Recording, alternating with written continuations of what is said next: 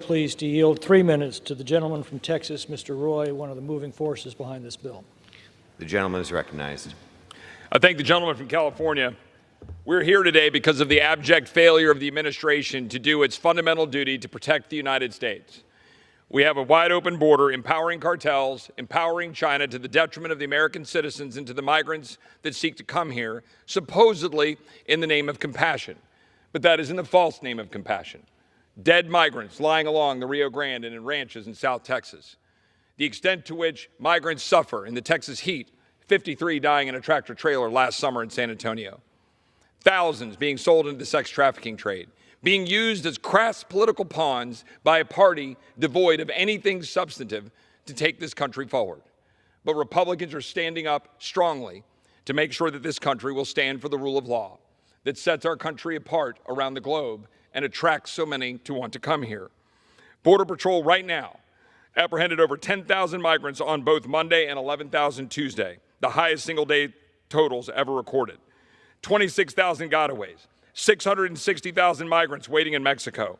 The president of Guatemala confirming 80,000 Venezuelan migrants are traveling to the U.S. ahead of Title 42's expiration. 15,000 Venezuelan migrants crossed into Brownsville. Border Patrol Chief Raul Ortiz said he estimates 60,000 to 65,000 migrants are in northern Mexico.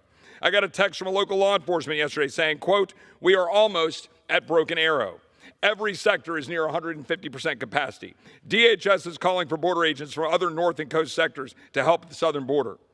The first 550 in a group of 1,500 service members of the Army and Marines were set to arrive. A shootout between the Mexican Army and human smugglers erupted at the Far Reynosa International Bridge. Schools in El Paso are adding more security. El Paso ran out of shelter. El Paso declared an emergency. Brownsville declared an emergency.